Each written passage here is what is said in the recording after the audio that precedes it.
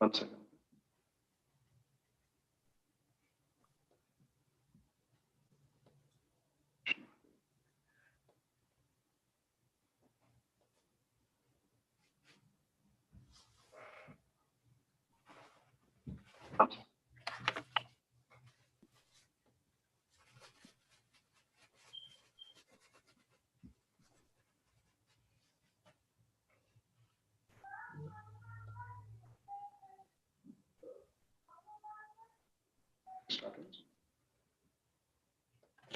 ॐ अज्ञानतिमिरन्धस्य ज्ञानाञ्जनशलाकया चक्षुरुन्मिलितं येन तस्मै श्रीगुरवे नमः। श्रीचैतन्यमनोभीष्टं स्थापितं येन भूतले स्वयं रूपा कदा मह्यं ददाति स्वपदान्तिकम्। वन्देऽहं श्रीगुरु श्रीयुतापदकमलं श्रीगुरून् वैष्णवांश्च श्रीरूपं साग्रजातां सहगणा रघुनाथान्वितं तं सजीवं साद्वैतं सावधूतं परिजनासहितं कृष्णचैतन्यदेवं श्री राधा कृष्णपदान् सहगणा ललिता श्री विशाखान्वितांश्च नमो विष्णुपादाय कृष्णपृष्ठाय भूतले श्रीमते भक्तिवेदांत स्वामी निति नामिने। नमस्ते सारस्वते देवे गौरवाणी प्रचारिणे निर्विशेष शून्यवादी पाश्चात्य देशतारिणे। वाञ्छाकल्पतरुभ्यश्च कृपा सिन्धुभ्य एव च पतितानां पावनेभ्यो वैष्णवेभ्यो नमो नमः। नमो महावदन्याय कृष्णप्रेम प्रदायते कृष्णाय कृष्णचैतन्य नाम्ने गौरातिसे नमः। पंचतत्वात्मकं कृष्णं भक्तरूपस्वरूपकं भक्तावतारं भक्ताख्यं नमामि भक्तशक्तिकम्।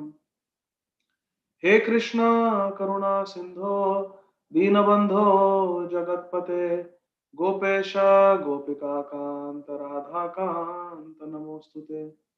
तप्त कांचन गौरांगी राधे वृंदावनेश्वरी वृषभानुसुते देवी प्रणमामि हरिप्रिये।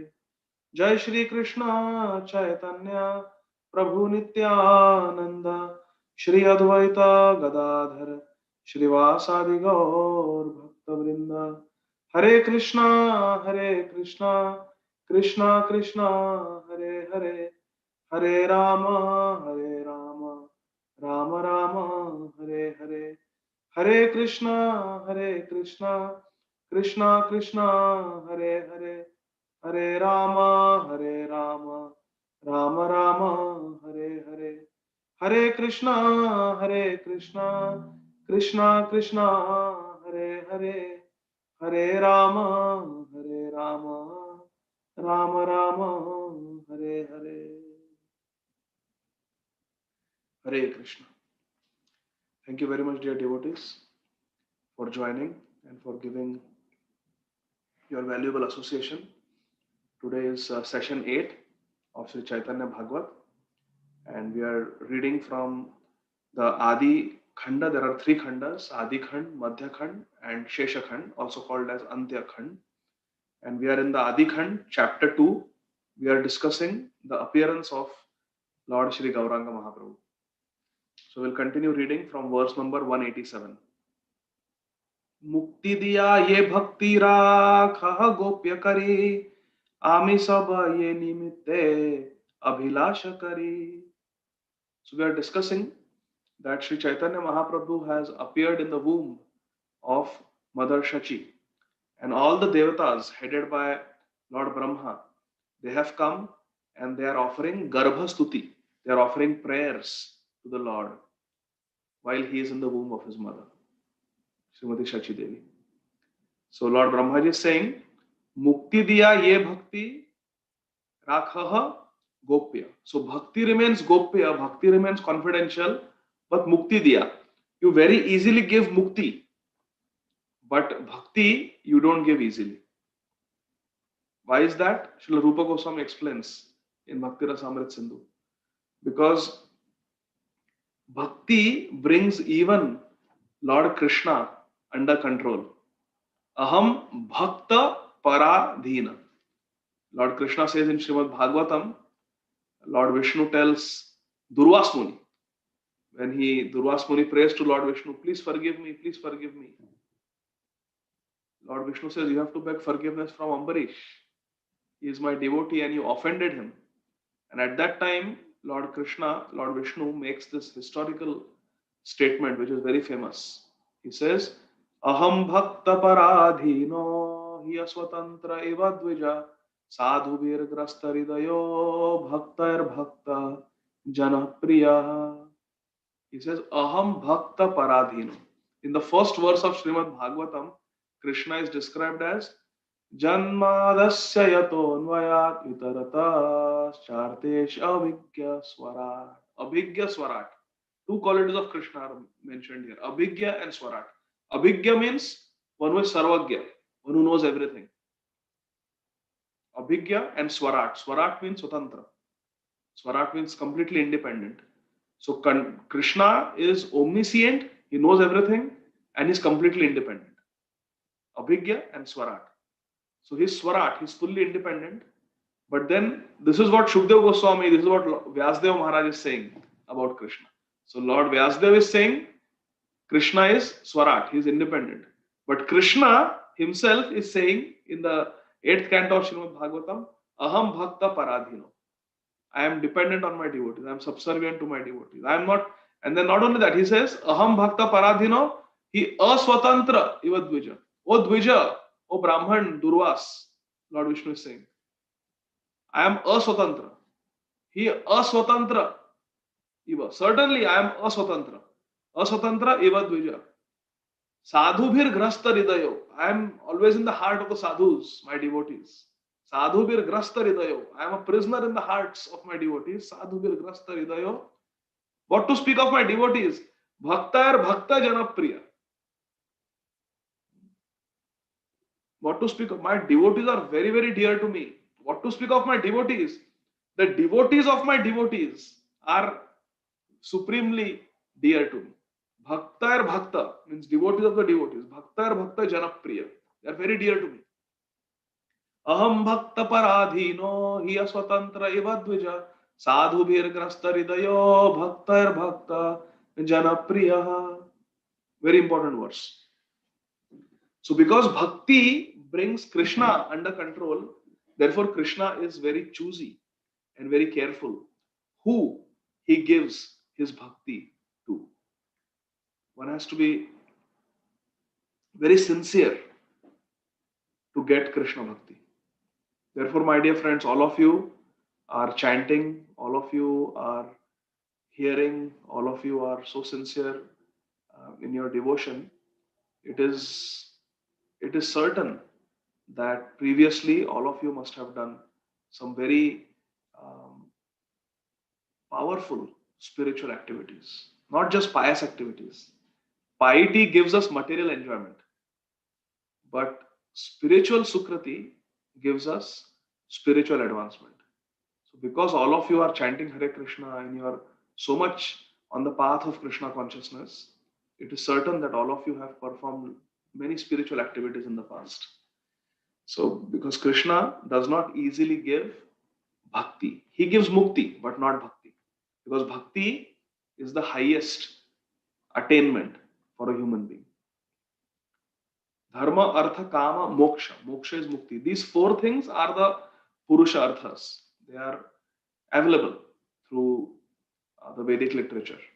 But the pancham purushartha, the purushartha shiromani, the crest jewel of all human perfections is prema pumarto mahan. Prem, Krishna prem. Therefore, every morning before japa we say that any devotee who claims to be a Vaishnava must guard against these offenses against the holy name in order to quickly achieve the desired success. Krishna prem. Krishna prem is our goal. If anyone asks, why have you come to Krishna consciousness? What do you want to achieve? by chanting Hare Krishna? The answer is we want to attain Krishna Prem. And what is Krishna Prem?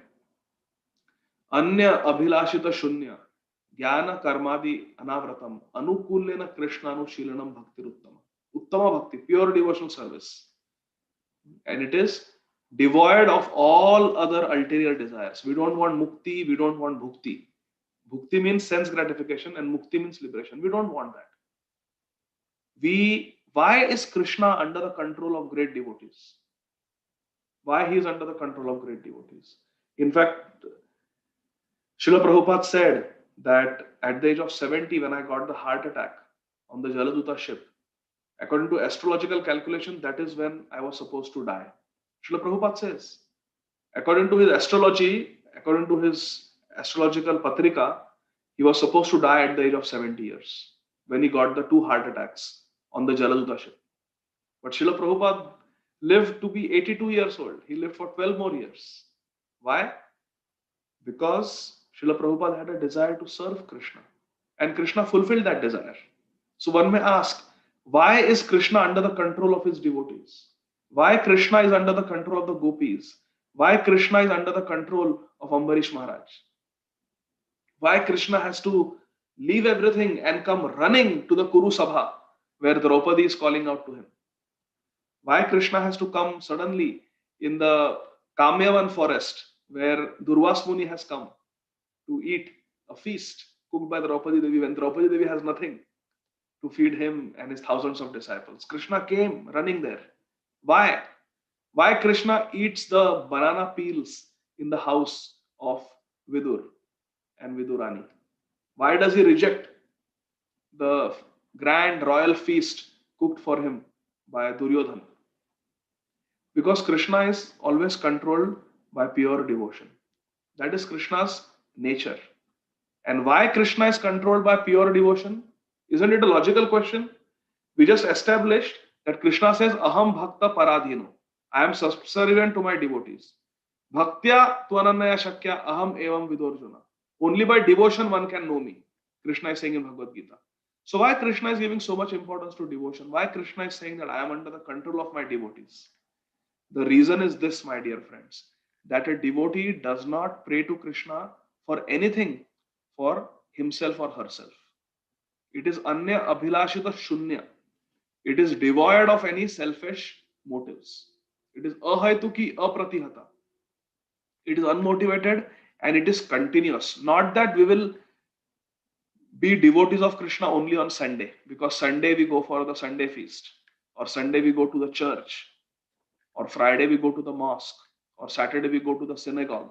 No, that is not bhakti. Bhakti means it is apratihata. It is every day. Whether it is Sunday or Monday, we must chant our rounds with enthusiasm and determination. That is bhakti. So because a devotee is wanting to serve Krishna without expecting anything from Krishna.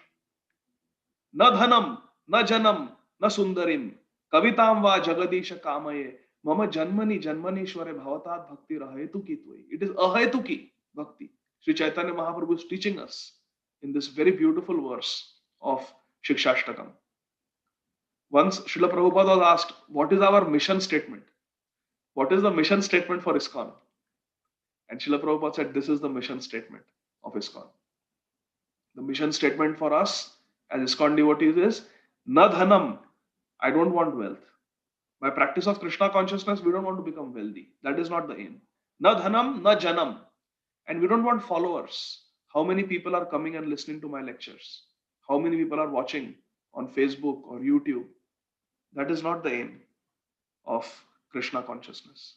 We don't want to amass followers and become popular. No.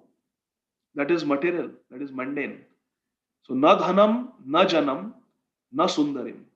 And sometimes, if we are good looking, if we are attractive, we can sing in a very melodious voice, or we can speak in a very dynamic way, or we can dance very nicely, or we have a lot of money, we have physical beauty. We may attract other people, and a desire may develop to enjoy the pleasures of our senses. If we speak Harikatha, if we lead Harinam Sankirtan, if we sing kirtans and bhajans to impress other people, specifically opposite sex, if we dress up in a way that we want to attract the attention of the opposite sex, if we put makeup or we decorate ourselves with tilak or special kanthi or whatever, nice chadar, and with the aim of attracting the opposite sex, the way we sing, the way we speak, the way we carry ourselves, the way we do our service, if we are doing it to attract people, we have already fallen down, my dear friends. And we have to be very careful about this. Sometimes when we are leading kirtan, it becomes ecstatic. There's nice mridanga going, nice kartal, devotees are responding, Hari Bol, Hari Bol. It's a very enthusiastic kirtan, and all the devotees are very pleased. And a desire may develop, oh, and we'll start looking at the Matajis. Are the Matajis also enjoying? Are the Matajis impressed with my singing? Or when we are speaking Harikatha, sometimes we look at the opposite sex and see if the members of the opposite sex are getting impressed or not. If this thought comes in our mind, that means we have already fallen down. Speaking Krishna Katha, singing, leading Harinam Sankirtan, doing puja, or being a project manager or a Bhakti Vriksha leader, or whatever our service is, cooking, whatever the service may be, it should only be done for the pleasure of Sri Guru and Sri Gauranga. If we have any desire other than pleasing Hari Guru and Vaishnavas, then we have already fallen down, my dear friends. And if we look at the history of this world, it is not difficult to see what has happened. Any spiritual practitioner who has tried to impress others has fallen down, cannot survive. Our desire, only desire should be to please Sri Guru and Sri Gauranga. That is all.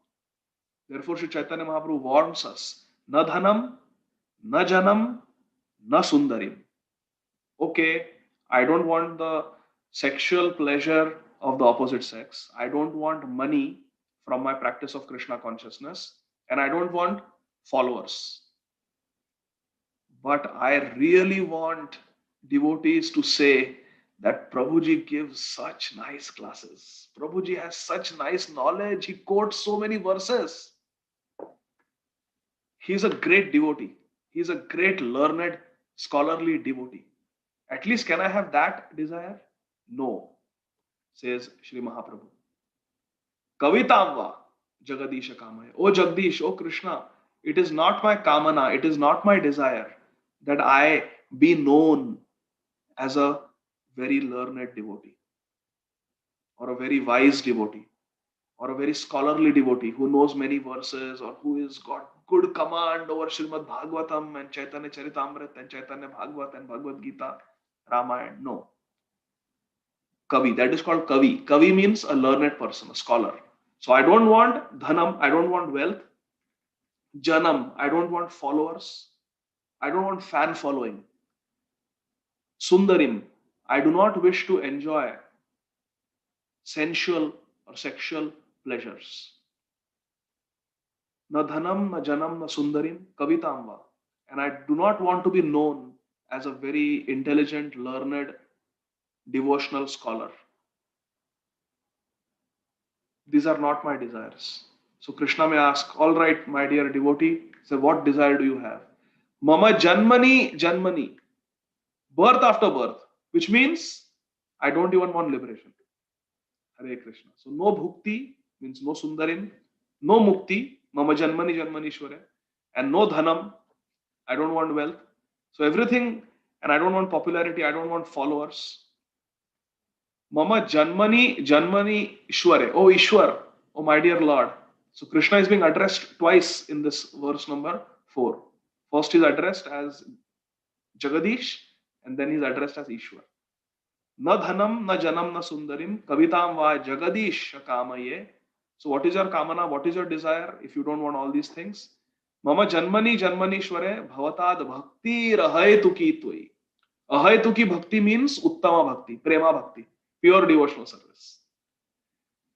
Because if the devotional service is performed expecting anything in return, then automatically it cannot be called ahaytuki.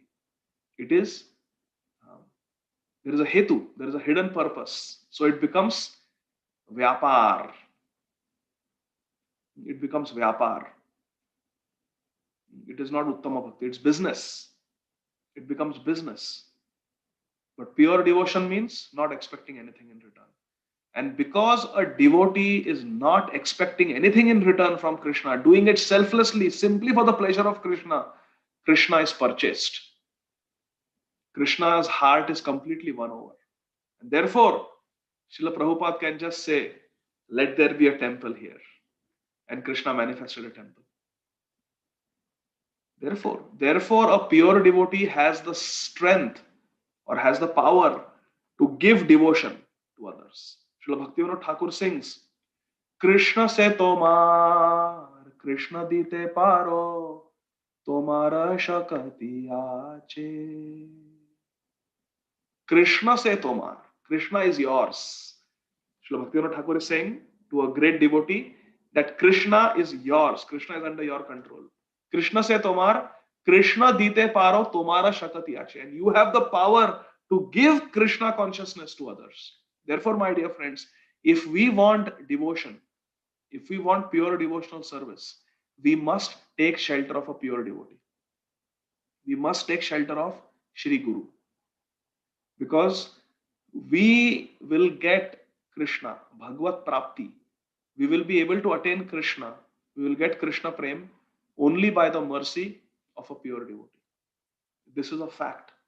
Without the mercy of a pure devotee, we cannot get Krishna. We cannot get Krishna. Krishna se tomar, Krishna dite paro, tomara shakati ache. Only by the strength and the blessings of a pure devotee can we get Krishna. Ami to kangal. I am a pauper. I don't have anything. Ami to kangal. Krishna Krishna boli, dhai tava pache pache. I am just running after you, my dear Vaishnav Thakur, my dear Guru Maharaj, simply depending on your mercy. As far as I am concerned, I don't have any qualification. Yogyata vichare kichu nahi pai. Tomara karuna sar. All I have is your karuna, your mercy. All I have is your mercy. I do not have any qualification. I am completely spiritually impoverished.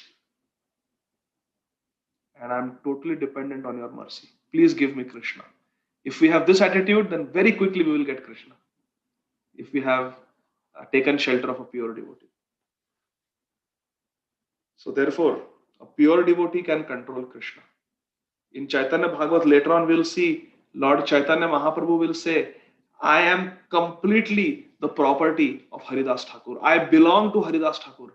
Haridas Thakur can do whatever he wants with me. Later on, Krishna will say, Sri Chaitanya Mahaprabhu will say, I belong to Vasudeva Datta. Why? Because Vasudeva Datta was a very pure devotee. He was willing to take all of our sins for all time to come. Vasudeva Datta was a pure devotee. Sri Chaitanya Mahaprabhu was very pleased with him. And Mahaprabhu asked him, Vasudeva, ask me for some benediction. Ask me for some boon. I want to give you something. Vasudeva Datta, with all sincerity, immediately spoke to Sri Chaitanya Mahaprabhu. He said, Mahaprabhu, give me this one benediction. Let all the living entities, all the human beings, past, present, and future, which means all of us, all the animals, all the birds, all the insects, all the trees and plants, all living entities in all the universes, immediately let them get love of Godhead. Let them get Krishna Prem. Let them get pure devotional service and let them go to the spiritual world and be with you eternally, blissful. No more suffering for them. So let them all go back to Godhead, and you may ask what will happen to their sins. Well, I will take all their sins and I will suffer eternally in this material world. I will suffer, I will go to hell and I will suffer punishment in hell for the sins of all the living entities, not just human beings, even animals and plants, for all time to come. I will eternally suffer, but let everyone go to the spiritual world. This is my prayer. Please grant me this prayer. When Vasudeva Datta prayed like this to Sri Chaitanya Mahaprabhu started weeping. He said, "Oh Vasudev, you are such a great devotee. You are so selfless. See, even Jesus Christ, he also wanted to, he prayed to the Lord to forgive the sinners who were attacking him and um, trying to put him on the cross, nail him to the cross. Jesus Christ was praying for their deliverance, for their forgiveness. Similarly, Srila Haridas Thakur also was praying that the prosecutors who were whipping him and caning him in 22 marketplaces should be forgiven and should get Krishna Prem.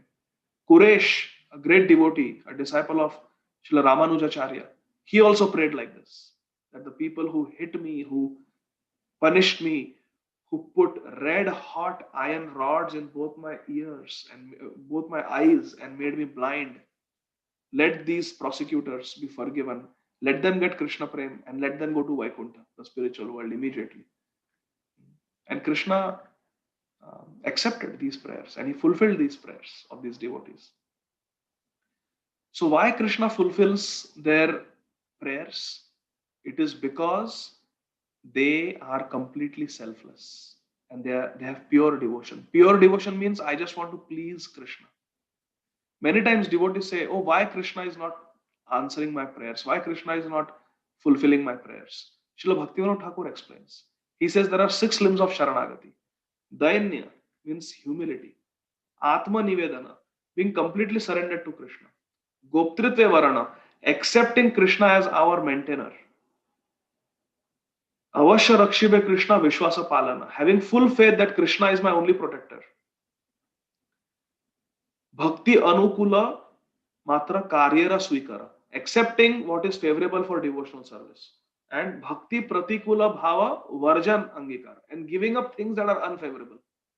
So being humble, surrendering to Krishna, accepting Krishna as one's maintainer, having full faith that Krishna is my protector and my savior, accepting things that are favorable for devotional service, and rejecting things that are unfavorable for devotional service. These 6 items constitute Sharanagati, surrender.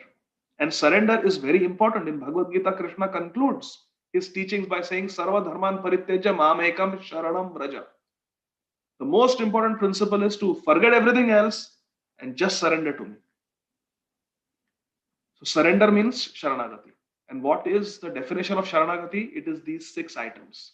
Being humble, being completely surrendered to Krishna, accepting Krishna as one's maintainer, having full faith that Krishna will protect me always, doing things that are favorable for devotional service, and giving up things that are unfavorable for devotional service. These 6 items constitute Sharanagati. And Krishna will accept us if we are surrendered to him. So this is surrender. And then Bhaktivinoda Thakur says, Shadanga Sharanagati hoibe jahara tahara prarthana shune Shri Nanda Kumara. These 6 limbs of surrender are there. Shadanga Sharanagati hoibe jahara. Anyone who has these 6 characteristics of surrender, anyone who follows these 6 principles of surrender to Krishna, Tahara Prarthana Shune Shri Nanda Kumara. Krishna will listen to the prayers of such a devotee, which means Krishna will listen to the prayers of a surrendered devotee. So if we feel that Krishna is not answering our prayers, Krishna is not reciprocating with our prayers, it is because we are not surrendered. If we have surrendered to Krishna, if we have Sharanagati, if we are completely devoted to Krishna, then Krishna has to hear our prayers. Hare Krishna. Krishna had to come when Draupadi Devi called him and prayed to him. Krishna had to appear in the Rasasthali, in the forest of Vrindavan on the night of Rasa Leela when the gopis called him by reciting the Gopi Geet. Tasam avirbu shauri smayamana mukhambuja पीतांबर धर श्रग्वी साक्षान Manmath Manmath तासाम आविर्भूत Shauri. Shauri, the descendant of Shurasen, Lord Krishna, Tasam Avirbhut. He reappeared. He appeared in front of the gopis because Rurudu Suswaram. They were crying, but their crying also was Suswaram. Rurudu means to cry. The gopis were crying after chanting the Gopi Geet, after reciting the Gopi Geet. They were crying in separation for Krishna, but their crying also was described as Suswaram, very sweet. The gopis' crying was also very melodious. Suswaram Rajam. Why they were crying? Krishna Darshana Lalasa. Because they wanted to have darshan of Krishna. Tasam Avirbhush Shauri. At that time, Krishna appeared. Smayamana Mukhambuju, with a beautiful smile on his lotus-like face. Pitambara Dhara Shragvi, and he was wearing Pitambar Vastra, yellow dhoti. Sakshan Manmatha Manmatha. And he was Madan Mohan. Manmatha means Mohan, Cupid, who churns our heart.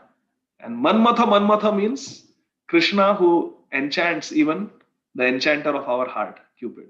Our hearts are enchanted by lust. We are victims of lust. But Krishna victimizes lust. Lust personified, that is Cupid. Krishna attracts him. So he's called Madan Mohan. Another synonym for Madan Mohan is Manmatha Manmatha. Sakshan Manmatha Manmatha. Krishna was looking so beautiful. He was looking like the enchanter of Cupid. So this is the way to attract Krishna. This is the way to make sure that we get Krishna. To inculcate, it is to inculcate the 6 limbs of Sharanagati. Consciously, we must try to inculcate the 6 limbs of Sharanagati and remember them always. Srila Rupa Goswami, Srila Bhaktivinoda Thakur are teaching us about Sharanagati. It's very important.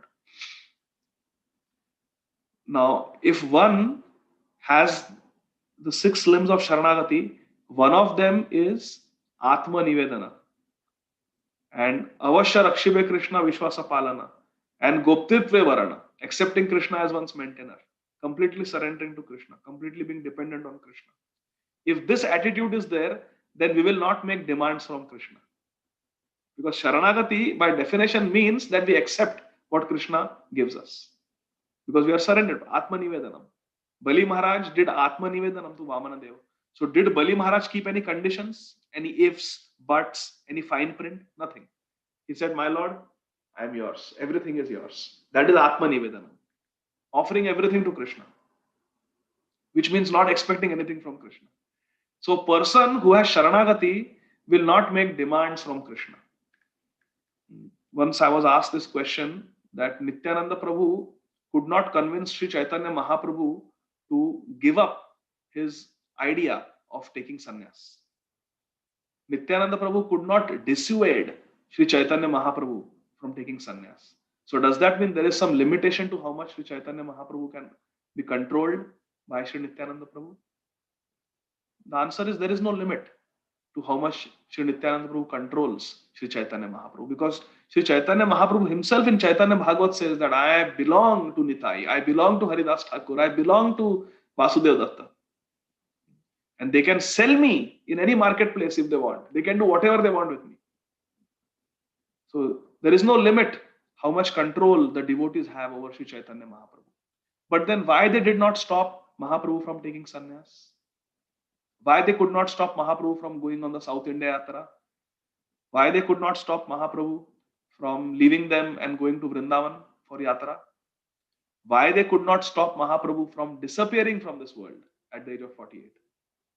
Why?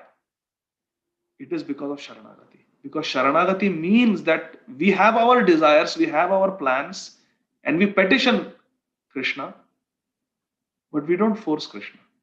We petition Krishna with all sincerity. But if Krishna has other plans, devotee means we bow down before the desires of Krishna. We bow down in front of the desire of Krishna, which means Goptitve Varana. It means Atma Nivedana. We accept Krishna's final authority. So this always loving tug of war is going on between devotees and Krishna. That is why Brahmaji is saying that you don't give bhakti very easily, because once Krishna gives bhakti, then the devotee can control Krishna with love. जगतेर प्रभु तुम्ही दिबा है न धान, तुम्हारा कारुण्य सबे इहारा कारण. So Brahmaji is saying that Jagatera Prabhu Tumi Diba Hena Dhan. You have come to freely distribute bhakti, the wealth, the dhan of the wealth of bhakti. Tomara karunya sabe ihara karan. And because of you, this whole world will be delivered because you are going to give bhakti to the whole world. So just see the beauty. In verse number 187, Lord Brahma is saying that bhakti rakha gopya, that you keep bhakti very confidential. You don't give bhakti easily.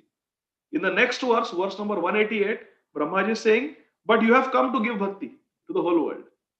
What does that mean?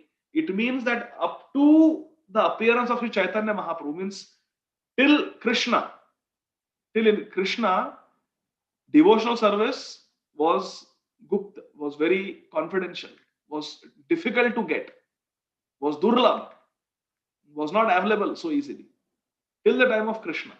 But now that Sachinandan Gaurahari has appeared in the womb of Shachi Mata, now he is going to just freely distribute. Krishna Prema Pradayate. Therefore, Sri Chaitanya Mahaprabhu is so merciful and so special. Anarpita Charit Chiram.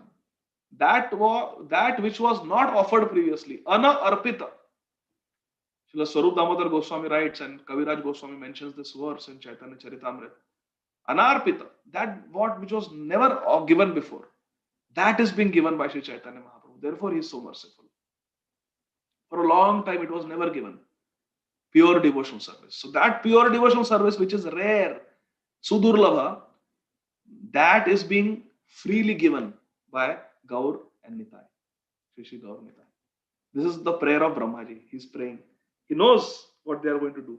They are going to open the treasure chest of Krishna Prem and just distribute it. Just distribute it. Verse number 189. ये तुम्हारा नामे प्रभु सर्व यज्ञ पूर्ण सेतु मिहिला नवद्वीपे अवतीर्ण. ये तुम्हारा नामे प्रभु सर्व यज्ञ पूर्ण. Very, very important line.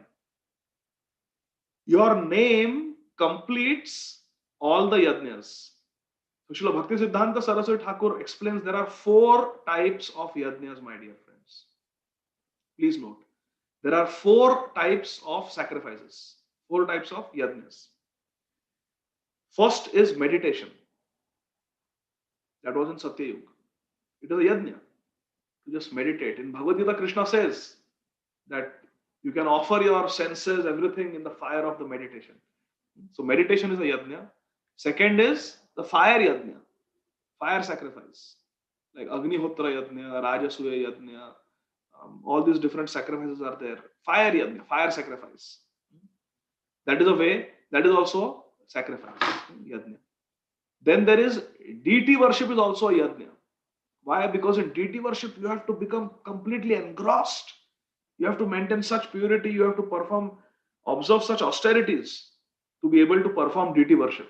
You cannot eat and go. You cannot put oil in your hair and go. You cannot wear any stitched clothes. You have to only wear a sari, or you have to wear a dhoti and chadar.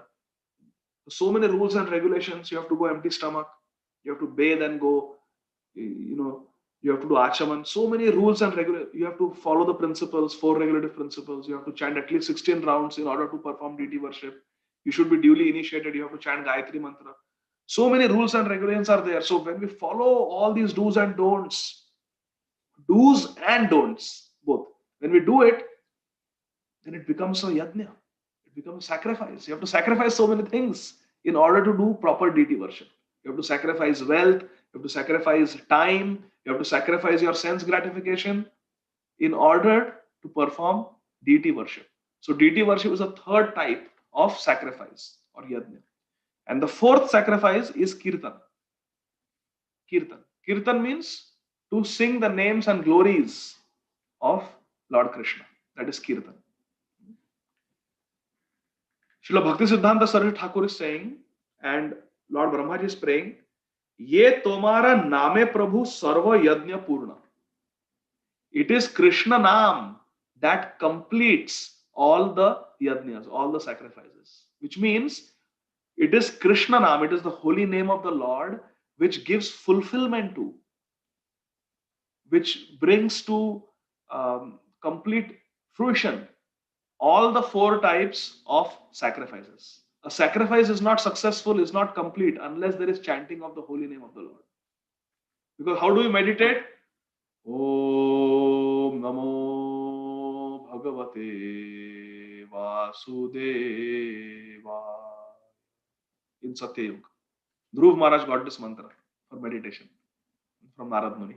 So for meditation, which is the first type of yajna sacrifice, you need the holy name. How do you perform fire sacrifices? Om Vishnu. So many mantras are there.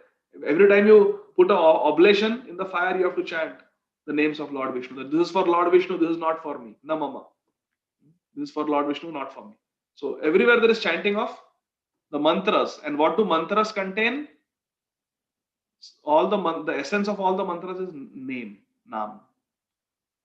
So name, chanting of the holy name is there in fire sacrifices. Deity worship, throughout there is chanting of the holy name. Right from the time you do Achaman, when you offer Aarti, you are chanting the holy names.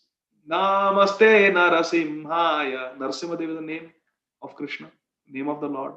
So when you do Aarti, you are offering. Then when you are offering Bhoga to the deities, you are chanting name. Isn't it? Namo Brahmana Devaya, Go Brahmana Hitaya, Jagat Hitaya, Krishnaya, Govindaya, Namo Namaha. Even to do the deity worship, first we have to put tilak on our body. And how do you put tilak? Om Keshavaya Namaha, Om Narayana Namaha, Om Madhavaya Namaha. So for deity worship, throughout there is chanting inward. So deity worship also is completed only by chanting of the holy name. And what about Kirtan? Kirtan can be of different types. There can be Guna Kirtan. Like right now, we are discussing the qualities of Krishna, the philosophy of Krishna consciousness we are discussing. So this is Guna Kirtan, describing the qualities of Krishna. Guna, that Krishna is Aham Bhakta Paradhino. When we were speaking that, we were doing Guna Kirtan. We were discussing the qualities of Krishna. Then there can be Leela Kirtan. When we tell stories about Krishna, pastimes of Krishna, that becomes Leela Kirtan. So Kirtan is of different types. And there is Nam Kirtan also. And of all the different types of Kirtan, Guna Kirtan, Leela Kirtan, Nama Kirtan is the best. It is the greatest. Because even in Guna Kirtan, there is name. So Krishna is always subservient to his devotees. You see, I chanted the name of Krishna to explain this philosophical point. Krishna is subservient to his devotees. So Krishna Nam came. When you want to discuss Krishna Leela, so then Krishna went from Mathura to Dwarka. So again Krishna Nam came while describing Krishna Leela. So in Leela Katha, in Guna Katha, there is always chanting of the holy name of Krishna.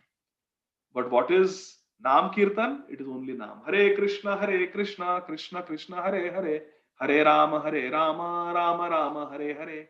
Therefore, out of the 9 processes of devotional service, chanting, hearing, remembering the Lord, worshipping the lotus feet of the Lord, worshipping the deity of the Lord, glorifying the Lord, becoming a friend of the Lord, becoming a servant of the Lord, offering everything to the Lord. There are the 9 processes. Shravanam, Kirtanam, Vishnu, Smaranam, Pada, Sevanam, Archanam, Vandanam, Dasyam, Sakhyam, Atma Nivedanam. Of these 9 processes, which is the best process? Sri Chaitanya Mahaprabhu explains to Sanatana Goswami. Bhajanera Madhye Shreshta Navavidha Bhakti Krishna Prema Krishna Dite Dhare Maha Shakti.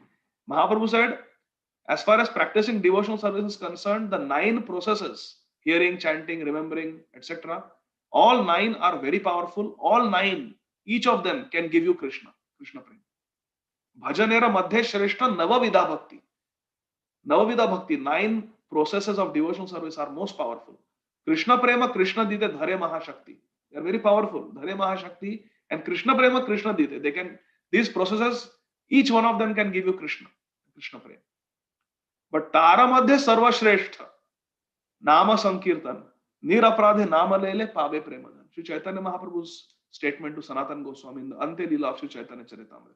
Tara Madhye Sarva Shrestha Nama Sankirtan. But out of these 9 processes, the greatest is Sankirtan.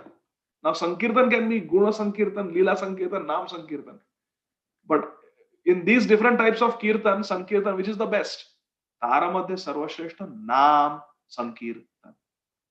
Therefore, Shri Krishna Sankirtanam. Krishna नाम संकीर्तन. तारामध्ये सर्वश्रेष्ठ नाम संकीर्तन. निरपराध नाम लेले प्राबे प्रेमधन. If without offenses we chant Harinam Sankirtan, we participate in the congregational chanting of the holy names of Krishna, very soon we will get Krishna Prem. So this is the verdict of the scriptures. And Brahmaji is saying that Se tumi haila nava dvipe avatirna. To teach this, that all the 4 types of sacrifices, especially Kirtan sacrifice, Yajnanam japa yajñosmi. Chanting is a yajna, it is a sacrifice. All these 4 sacrifices are completed and perfected through chanting of the holy name. To teach this, tumi avatirna, you have come down. Brahmaji is praying. ये तोमारा नामे प्रभु सर्व यज्ञ पूर्ण से तुम्ही हिला नवद्वीपे अवतीर्ण. You have taken incarnation in Navadvip to prove this point, that everything is perfected by chanting of the holy name. Therefore, my dear friends, every day when we chant, we should chant with full realization of the value and the power of chanting. We should chant very nicely, my dear friends. For many years, I have chanted inattentively. One hand phone, other hand mala and chanting while driving, chanting while doing so many things, while talking, playing football with a little child, and other hand I have got a bead bag or I have got a counter clicker and chanting like that. For years I have chanted inattentively. But then just think about it. Anyway, we have to chant for 2 hours at least to chant 16 rounds, isn't it? So if we are going to invest 2 hours every day at least for our chanting, then why not do it good quality? We'll get more returns, spiritual returns out of it. For example, if you have to invest, let's say $1,000 in something, then you might as well invest in the best product, best investment product, which will give you the best returns, which has got the maximum safety, maximum guarantee of good returns, isn't it? If you have to buy fruits, someone says you have to go and buy navel oranges, go. Then if you have to buy, you're going to spend $10 buying navel oranges, might as well buy the best navel oranges. When we go to the market, the grocery shop, do we choose the worst oranges? Okay, my wife told me to buy oranges. I'm going to choose the worst oranges that have become fungused, that have become soft, that have holes in them, rotten oranges I will buy. No. When we buy, we look for the best oranges in the market. Similarly, if we have to chant 16 rounds, we have taken a vow, we have decided I am going to chant 16 rounds, might as well chant to the best of your ability, best of our ability. That will give us maximum effect, maximum returns. Isn't it? Doesn't it make sense? So we have decided to chant, we must chant very good quality. Then we'll get very good returns and make more progress. Ei kripa kara prabhu haya sadaya yena ama sabara dekhite bhagya haya. Oh Lord, now that you have come, please allow us to witness your pastimes. Brahmaji is praying. I want to dekhite bhagya haya. It will be my great fortune to witness your beautiful pastimes. Etadine gangara purila manorat tumi krida karibaye chira abhimat. It's a very beautiful verse. Here it is said, Eta dine gangara purila manorat. That Ganga Devi, the river Ganga, for a long time has had a manorat, has had a desire. What is that desire? Tumi krida karibaye chira abhimat. For a long time she has had a desire that you will come and do krida. You will do your water sports, water pastimes in Ganga. So Brahmaji is saying that for a long time, Ganga Devi has had a desire that, my dear Lord, you must play in my waters. So let this be the last verse for today. Let us spend some time discussing this very, very sweet prayer of Brahmaji. And I promise you, in the next discussion, Sri Gauranga Mahaprabhu will appear. He will appear in the next session. So Brahmaji is praying to Ganga Devi that, Brahmaji is praying to Lord Sachinandan, Gaurahari, that Ganga Devi in Navadvip for a long time has harbored a secret desire that she wants you to play in her waters. You must place your lotus feet within her waters. That has been her desire. And now, my dear Lord, now that you have appeared in the womb of Shachimata, this long held wish of Ganga Devi will very soon be fulfilled. Brahmaji is praying. Why Ganga Devi wanted Sri Chaitanya Mahaprabhu to enter into her waters, to place his lotus feet in her water? That Srila Bhakti Siddhanta Saraswati Thakur explains in the purport, and we will conclude our class by discussing this fact.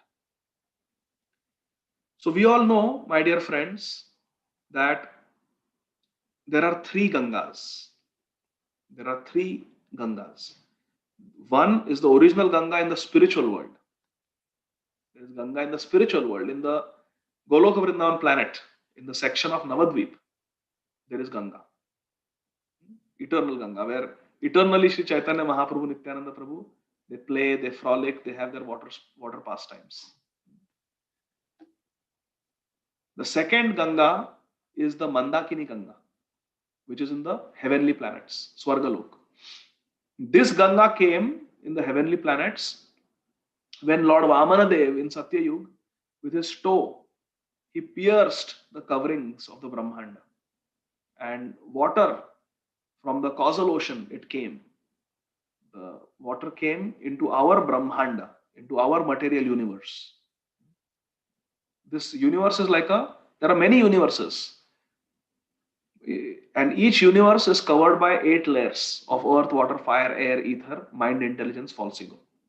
So there are gross to subtle layers. All these layers were pierced by the toe of Lord Vamandev. Lord Vamandev is Lord Krishna's incarnation. In 3 steps, he was supposed to take charity from Bali Maharaj. But in 2 steps only, he covered the whole universe. In the first step, he covered the earth and the lower planetary systems. In the second step, he covered the upper planetary systems. And there was no place to keep the third step in the universe.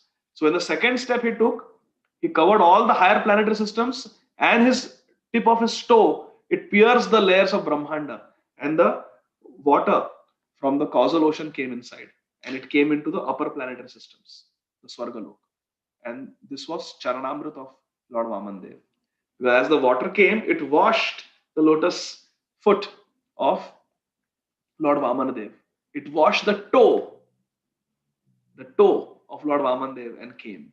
And any water that has washed the toes or the lotus feet of Lord Vishnu or Lord Krishna is Charana Amrut. Charana means feet, Amrut means nectar. Nectar coming from the feet of the Lord.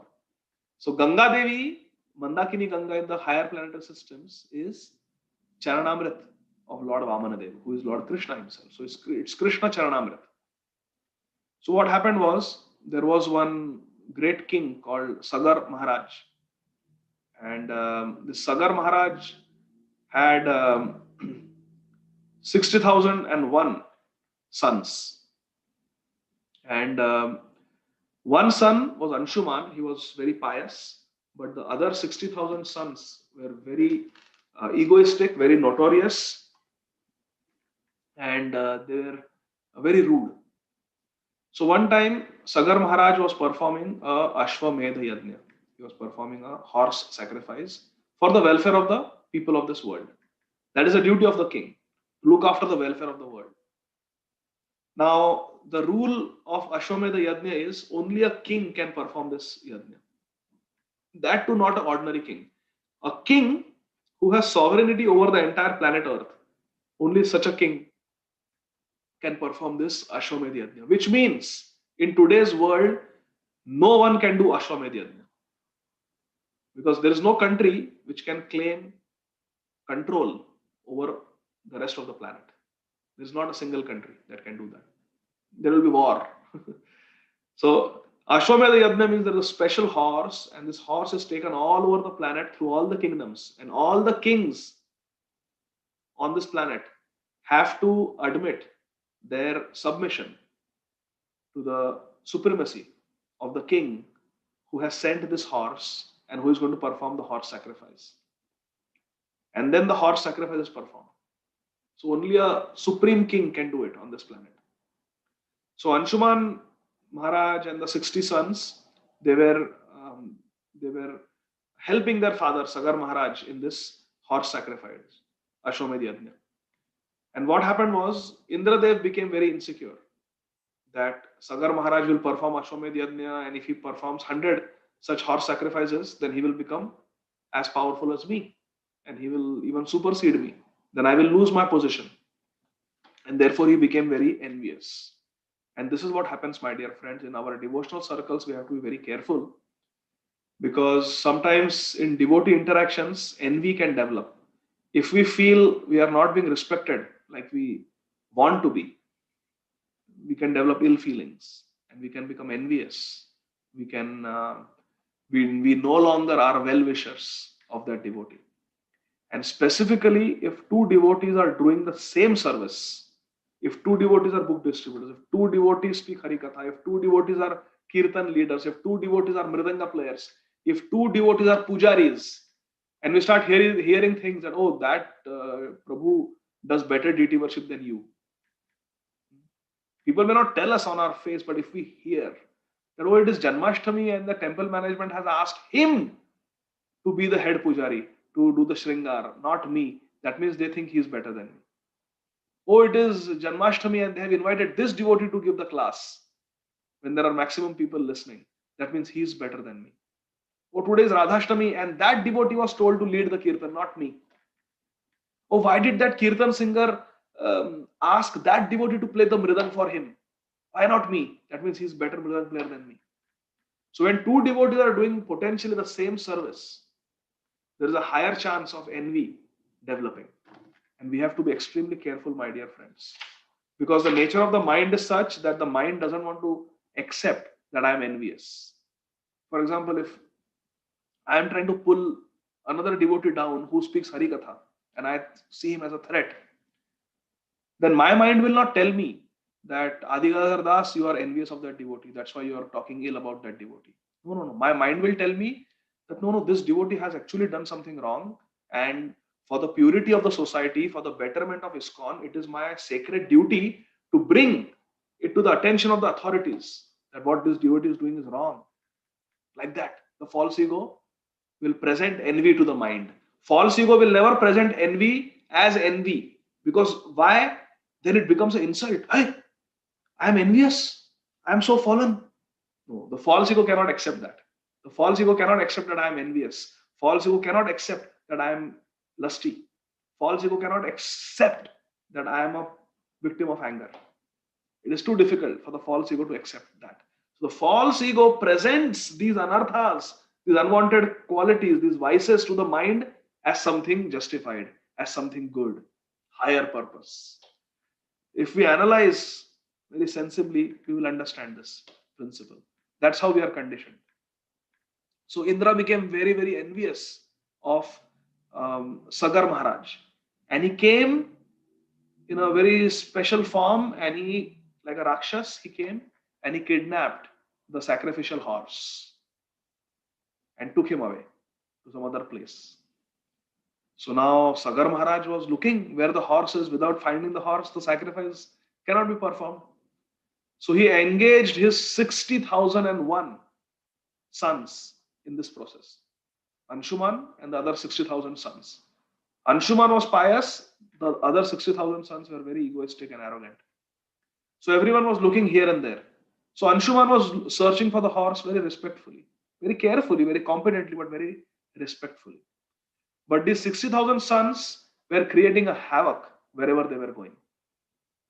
They were digging the earth, they were messing up everything, they were killing animals, they were cutting down trees, digging to see where the horse is, plundering mountains, breaking open caves, uprooting trees.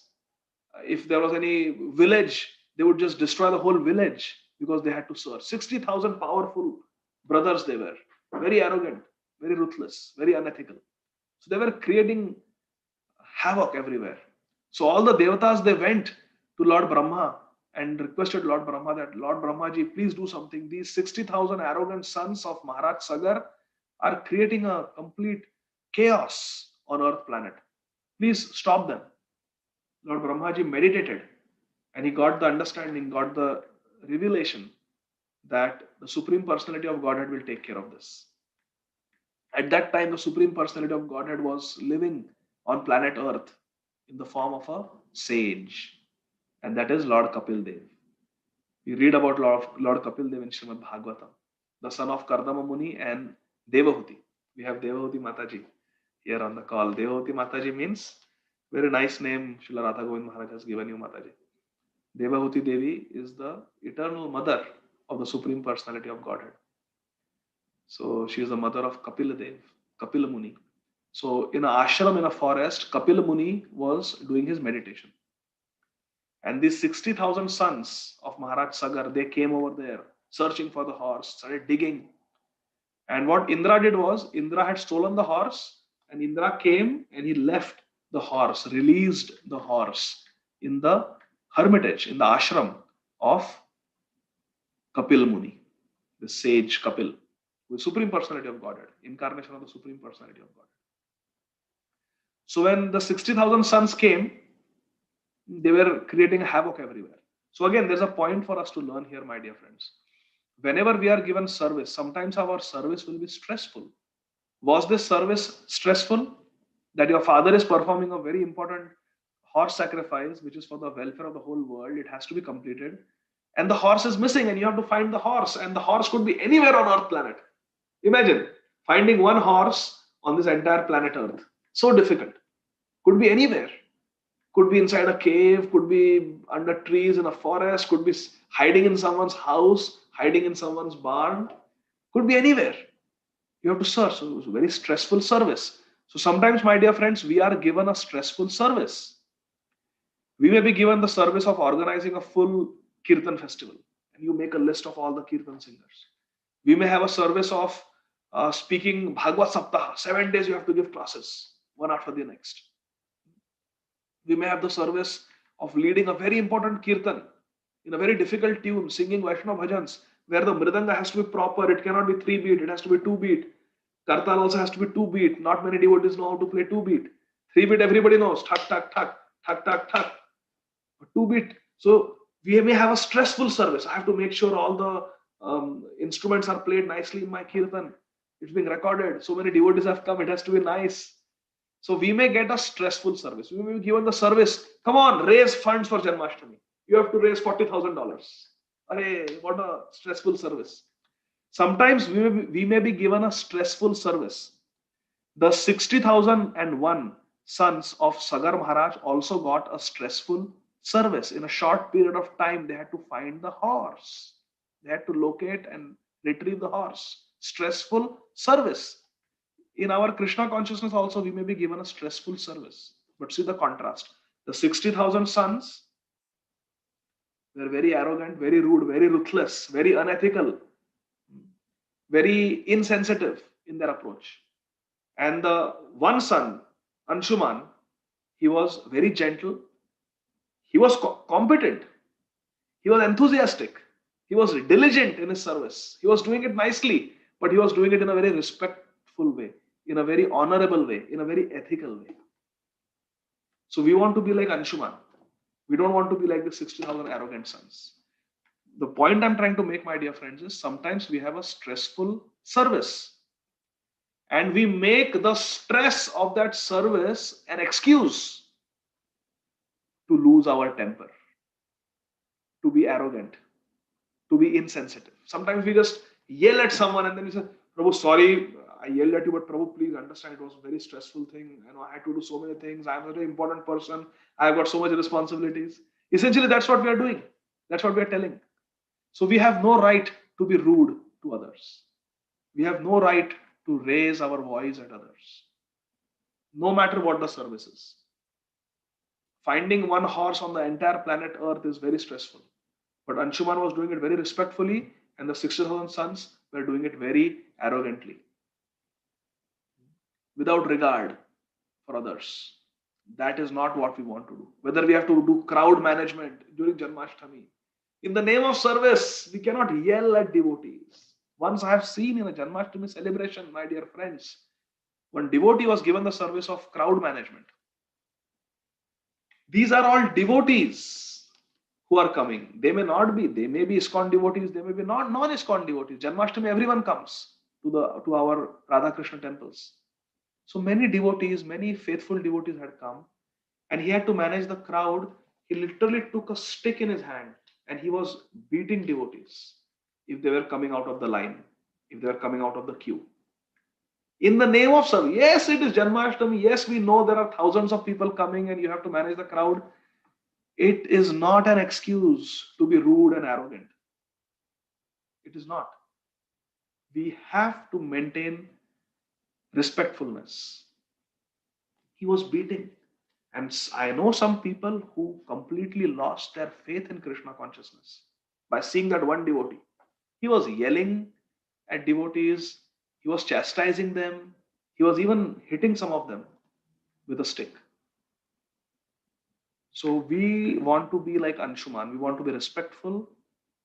We do not want to be like this arrogant 60,000 sons. They came to the ashram of Kapila Muni, they saw the horse over there grazing. And they concluded that Kapil Muni has stolen the horse. Now, why will a sadhu who is sitting and meditating steal a horse? But they were so wicked. They were so filled with anger that they could not reason. And they did not give a benefit of doubt. And they did not communicate. You can simply ask the sadhu, did you steal this horse? How did this horse get here? A question can be asked, some communication can be established.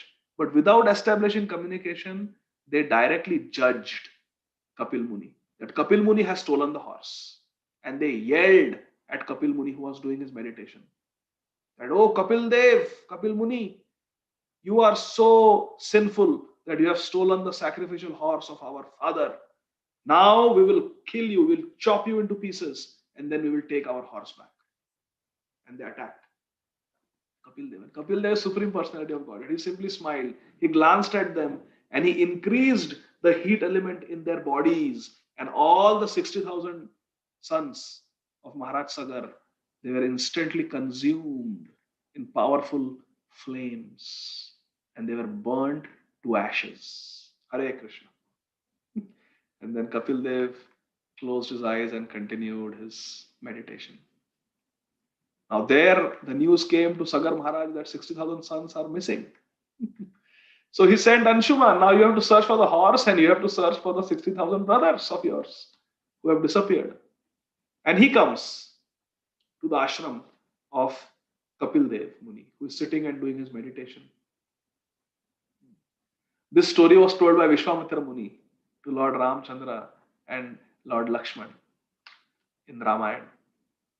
So now Anshuman comes to the hermitage of Kapil Muni and he sees 60,000 heaps of ashes. So he immediately understands that these are the ashes of my 60,000 brothers. And he sees over there Garudji is sitting. Why Garudji is sitting? Because Kapil Dev is the Supreme Personality of Godhead. And Garudji is always there to help, to serve. So Garudji is sitting there. And Anshuman asks Garudji, the Garudji, can you please tell me what is going on here? And Garudji says, yes, your 60,000 brothers had come. They used abusive language against Kapil Dev Muni. They threatened to kill him and they almost attacked him. And therefore they have met their end. They were burnt to ashes by the mystic power of Kapil Dev, Kapil Muni. So Anshuman says, but how can I deliver my 60,000 brothers? They will go to hell because they have offended such a great sadhu, such a great sage. They will go to hell and they will suffer. How can I deliver them? So it is Garudji who gives the idea to Anshuman, that my dear Anshuman, you somehow or the other get Mother Ganga to come down from the heavenly planets to Earth planet. And if the ashes of your 60,000 brothers are placed in the water of Ganga, then they will be delivered. All their sins will be washed away. So then Anshuman, he asks, what is the method of getting Ganga down? So Garudaji says that you have to pray. You have to pray. Prayer is everything, my dear friends. In Krishna consciousness, prayers are everything. We can chant our 16 rounds for 16,000 lifetimes and still not go back home back to God. Hare Krishna. I've heard this from great authorities. We can chant 16 rounds every single day of our life for 16,000 lifetimes and still not go back home back to Godhead. If we don't have a prayerful heart. Prayers are most important. Why so many prayers are mentioned in Srimad Bhagavatam? Because they explain to us the mood, the prayerful mood that we should have, what we should pray for. Just chanting like a parrot, Hare Krishna, Hare Krishna, Krishna Krishna, Hare Hare, Hare Rama, Rama Rama, Hare Hare, Hare Krishna, Hare Krishna, Krishna Krishna, Hare Hare, Hare Rama, Rama Rama, Hare Hare, but not having a prayerful heart will not be effective. It's like cooking rice or cooking khichdi on a gas, but keeping the pot of rice, keeping the pressure cooker far away from the fire. The fire is there, but your khichdi, your rice is far away. That fire is not reaching, it will never cook. It may get a little warm, but it will not cook. So similarly, we cannot be lukewarm devotees. We have to be fired up devotees. That pot of khichdi, rice, should be placed on the fire, in the fire for it to cook. We must be in the fire of bhakti. We must be in fired up association. Our chanting should be in a prayerful mood. Therefore, before chanting, we are supposed to say the Shikshashtakam prayers. Because Shikshashtakam prayers are such beautiful meditations, such prayers. 16 rounds. We can meditate chanting 2 rounds on 1 verse. Cheto darpanamarjanam bhavamahadavagni. Param vijayate Shri Krishna's Sankirtanam. Vidyavadhu Jivanam. Oh, my dear Nam Prabhu, my dear Krishna, your holy name is all victorious. Your holy name will be victorious over the anarthas in my heart. Param vijayate Shri Krishna Sankirtanam. Cheto darpanamarjanam. Krishna, please purify me as I chant your holy name. Please rid me, free me from lust, anger, greed, envy, pride, false ego, tendency to commit aparadh. Please purify me. Cheto darpanamarjanam can be our meditation for the first 2 rounds.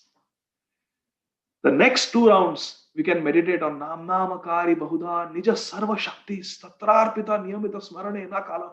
My dear Krishna, your holy name is not different from you. Sarva Shakti Arpita. It has all the potencies. It is non different from you. Abhinatva Nama Namino. Your name is all powerful. And there are no rules and regulations. Anybody can chant. All of us can chant. We don't even have to be initiated. Man can chant, woman can chant, rich can chant, poor can chant, Brahmin can chant, Shudra can chant. Everybody can chant. No rules and regulations. Oh, you are so merciful, Krishna. But Krishna, I don't have taste. I'm only chanting 16 rounds. I should be chanting continuously. So please give me some taste. This can be the second verse meditation for the next 2 rounds. Finished 4 rounds. Then 5th and 6th round. Aha. The most important verse. Trinadapi sunichena taroriva sahishnuna amanina manadena kirtaniya sadahari. I have to chant constantly. That is the instruction of Mahaprabhu. Kirtaniya sadahari. Oh, I cannot chant. Why? Because I'm not humble. I'm not tolerating all the insults and ill treatment that I receive. I cannot tolerate. And then I'm not respectful to others. If someone disrespects me, I try to get back at them. It may not be actively, but I do it in a passive aggressive way. I do it in a subtle way. I have to get back. We have this tendency in us. Somebody says something nasty to us, we have to get back to them. Amanina manadena. We are not prideless and we are not respectful. Oh. That's why I cannot chant continuously. Kirtane sadahari, I cannot be. When Mahaprabhu said that now throughout the day we will do Nam Sankirtan, my dear devotees, and throughout the night we will do Nam Sankirtan. All night Kirtan in Shiva Sangam. The devotees, how can we do that? We need to sleep. How can we chant in the day and throughout night? How is it possible? Mahaprabhu says it will be possible if you follow this verse. And that is where Mahaprabhu speaks this verse. Trinadapi sunichena taroriva sahishnuna amani namanadena kirtaniya sadahari. Be humble like a blade of grass, tolerant, respectful, prideless. And in this way, you will be able to chant continuously. And the devotees of Mahaprabhu were like that. That's why they were able to do day and night kirtan. That can be a meditation for third verse.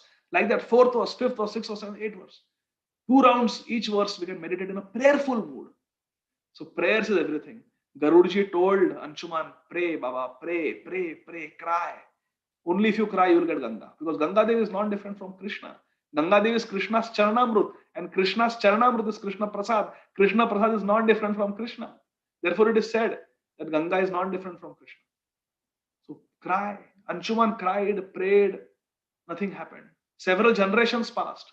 Dilip came and went. Several generations passed, nothing happened. Nobody had the power to bring Ganga Devi down. Then in the dynasty of Sagar Maharaj and Anshuman and Dilip appeared a king called Bhagirath. He was a very great, sincere, pure devotee. Just like our Prabhupada. He was the one who made the desire of Mahaprabhu come true. Prithivitya cha nagara digram sarvatra prachara hoi bemora nam. He made it come true. So many devotees tried. Hare Krishna. So it's very beautiful. Not that anyone was less powerful or less pure than others. Not like that. But Srila Prabhupada was Senapati Bhakta. He was special. And he was given success by Krishna. Similarly, Bhagirath Maharaj, he got success. He prayed so intensely that Lord Brahma went to Ganga Devi in the heavenly planets and requested her, now you must descend. You must descend. This Bhagirath Maharaj has prayed very sincerely, please descend. So Ganga Devi came, it's a long story, came, Lord Shiva held in his jata the flow and the power of Ganga Devi. He held, and then Ganga Devi came down. And then she came and she flowed, and the ashes of the 60,000 brothers of Anshuman Maharaj, they were swept in the currents of Ganga. And as soon as the ashes were placed in the water of Ganga, they got delivered from their sinful reactions and they became purified. Therefore, when we die, we cremate the body and we put the ashes in Ganga. This is the proof. When the ashes of the 60,000 wicked sons were placed in the water of Ganga Devi, immediately they were delivered. So anyone whose ashes are placed in Ganga after they die, after they are cremated, they will get delivered. They will be benefited. Their sins will be destroyed. So everything we do in our Vedic culture has deep meaning. So this Ganga Devi, when she comes in this material world, everyone worships her so that their sins can be washed. Go do Ganga Snan, take a dip in Ganga so that your sins will be cleansed. But nobody worships Ganga as she is Charanamrut of Krishna. That is what Brahmaji is saying. The whole world has forgotten that you are Charanamrut. They only use you for purifying their sins. Gangara parasha hoile paschate pavana. So Narottam Thakur, whose appearance day was yesterday, he prayed like this. That Gangara parasha hoile paschate pavana. After you touch Ganga, you become purified. So people use Ganga Devi as a tool to get rid of their sins. But nobody worships Ganga thinking, oh, this is Charanamrut of Krishna. You are a great devotee of Krishna, like that. No, nobody does. The whole world has forgotten. Therefore, Brahmaji is praying in today's verse, in the pages of Sri Chaitanya Bhagavat, that my dear Shachinandan Gaura Hari, Ganga Devi is thinking that everyone has forgotten that she is actually Charanamrut. She is your Charanamrut.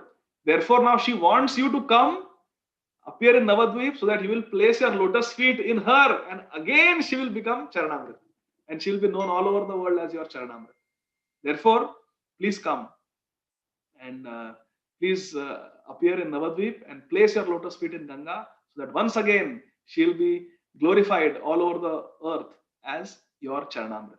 Because that's what she wants to be known as. That is the best identity that she identifies herself with. That I am a devotee of Krishna. I am the Charanamrut of Krishna.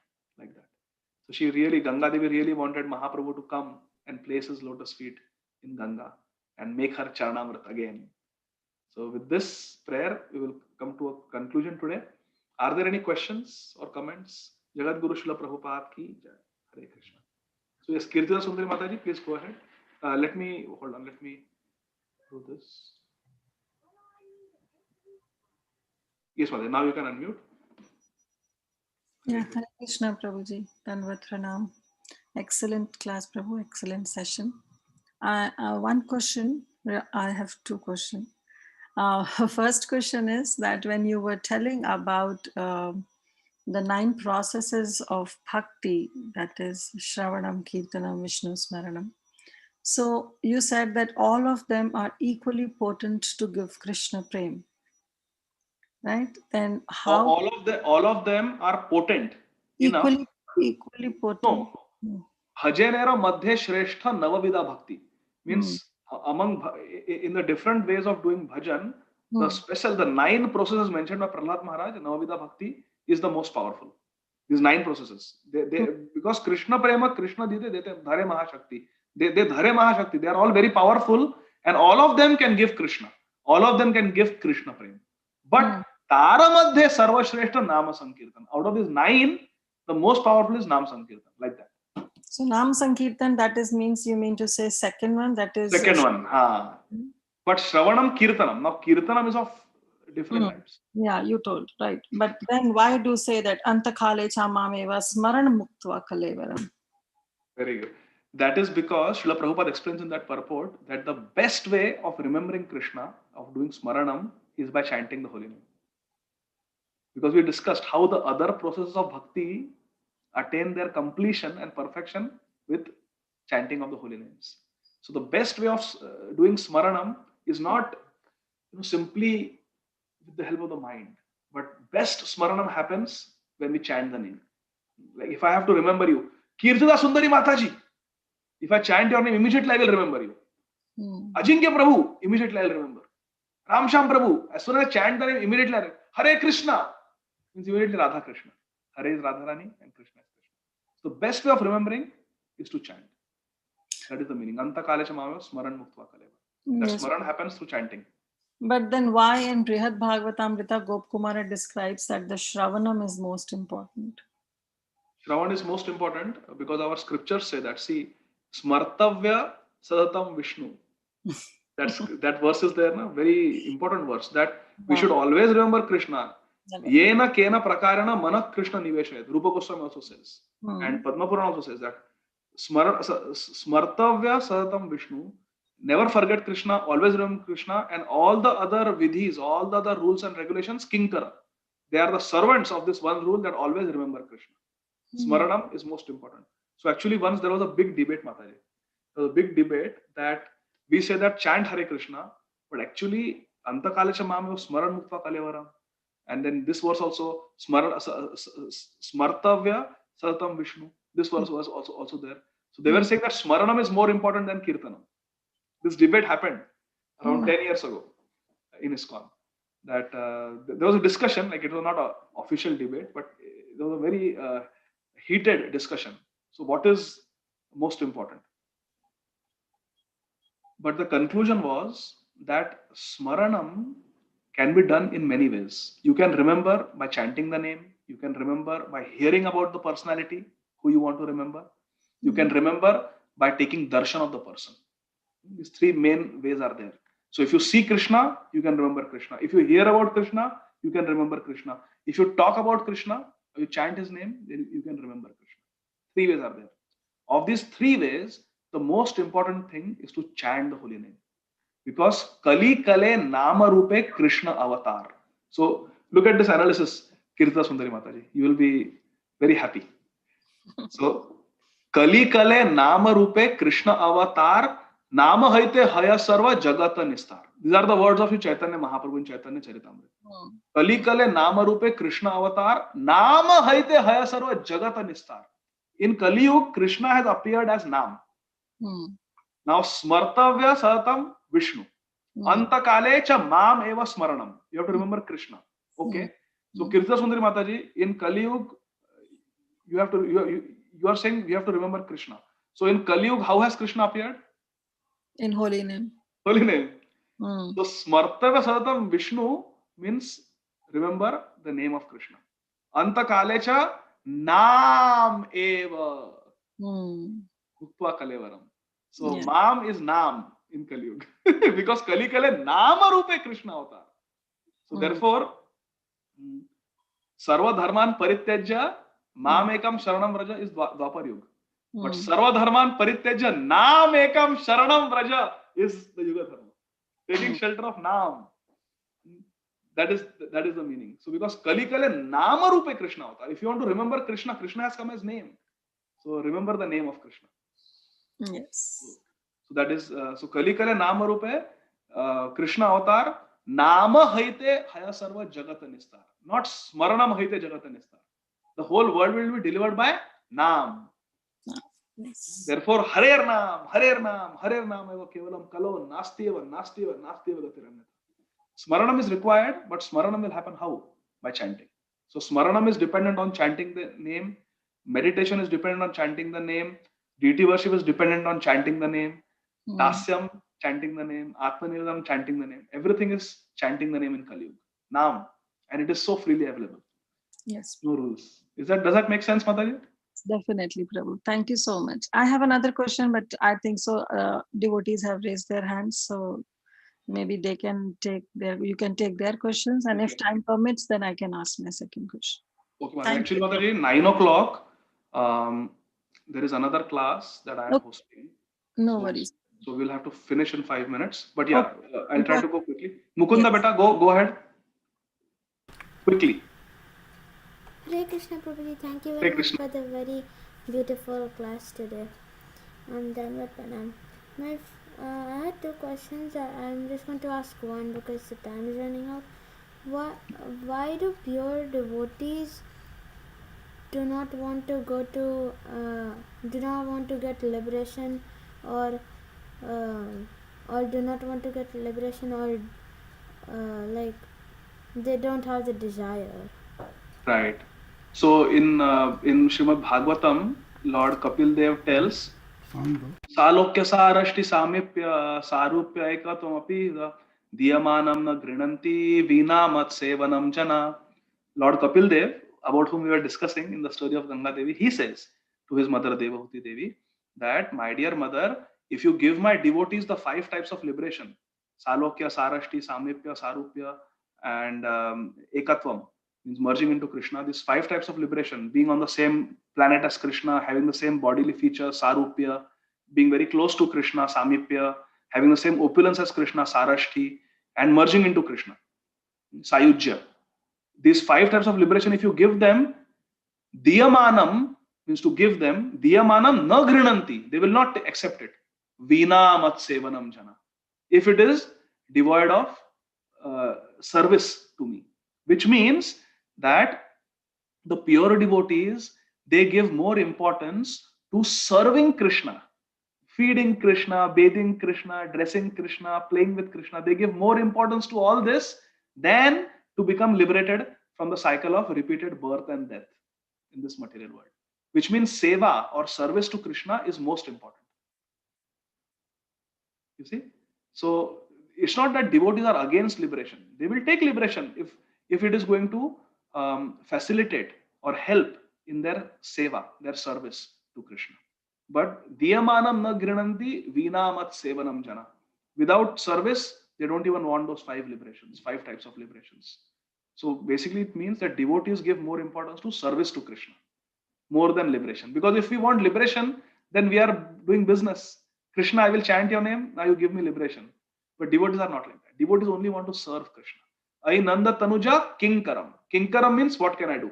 Kim Karam. Kim means what? Karam means to do. Ai Nanda Tanuja Kinkaram. I am your servant. Servant means how can I serve you, my Lord? That is the only question we have. Not when can I get liberated. What can I do for you, my Lord? Okay, Mukunda? Yes, Prabhuji. We will go to Saujanya Mataji. Hare Krishna. Thank you very much, Prabhuji. Hare Krishna. Thank you, beta. Hare Krishna. This is not a question, but just a clarification, Prabhuji.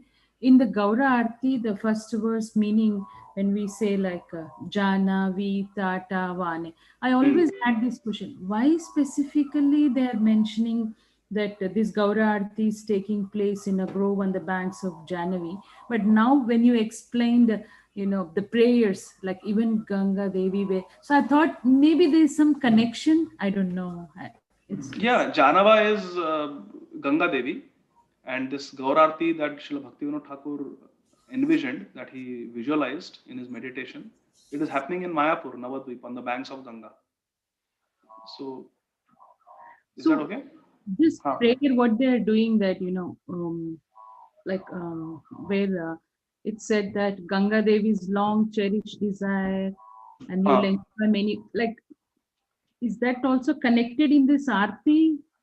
Why they're mentioning Ganga Devi?